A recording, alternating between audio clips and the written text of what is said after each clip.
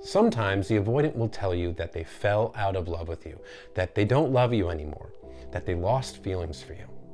What this usually means is that something triggered their avoidant fears. Fears of engulfment, abandonment, and rejection. And they fear emotional intimacy. Usually this is because the relationship has been progressing, that you've been getting closer to this person, and the relationship often is building emotional intimacy, which scares the avoidant. They learn from childhood that emotional intimacy leads to abandonment. So they create emotional distance between themselves and their partner. And this includes self-sabotage, sabotaging the relationship, doing things to keep the partner at an emotional arm's length to sabotage intimacy, to destroy the emotional intimacy that is being built because it scares them. When they do this, they deactivate. They take the feelings that they have for you and they suppress them, they bury them. That's how they've learned to handle emotional and relationship stress their entire lives. They run from it. They bury their feelings. They don't process their feelings. They run from their problems. That's what they're called, avoidance. They avoid. And they avoid love. They avoid emotional intimacy. So they take the feelings they have, they bury them. But because avoidants don't self-reflect, they assign very surface level explanations as to why they are discarding you or pushing you away. They tell themselves they must have lost feelings for you, that you are the wrong person, or they find some other way to blame it on you. But self-reflection would require that they actually take accountability, so they don't want to do that. It's not that their feelings for you are necessarily gone. They just don't allow themselves to access their own feelings when they are deactivated, when their fears have been triggered. So once the avoidant discards you and you go into no contact, the first thing the avoidant feels is a sense of relief because they're no longer being pressured to be anything for you.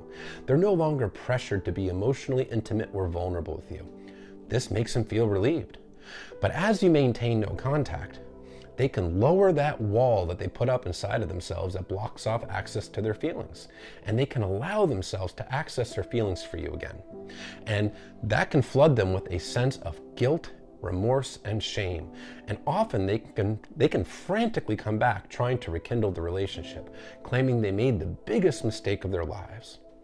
It may be very tempting to take this person back, but understand, if this person has not or will not heal their core attachment wounds, if they won't work on themselves, which by the way should include therapy, then they're not addressing the core issue, which is what causes them to fear emotional intimacy to begin with.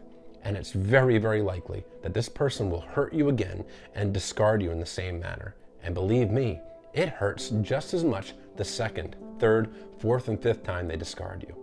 It hurts every single time. And understand, you probably had a very deep love for this person, a deep connection. You are probably feeling like this person was your forever. Avoidants avoid emotional intimacy. So even as the relationship is progressing and it seems like you have a bond, on their end, they never allowed that deep connected love to form. They kept it surface level only.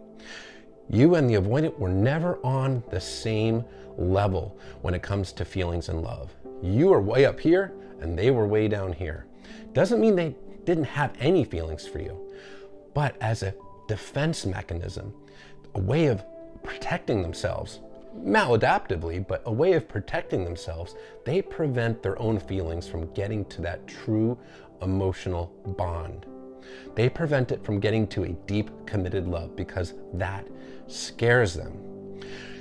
If you are truly in a deep, committed love with somebody, you don't just change your mind. You don't just fall out of love. You don't just change it on a whim, because true love doesn't work like that. If they're able to detach, shut down, and discard you, it was never a deep, committed love. You may have felt that for them, but their actions show you that they didn't feel it for you.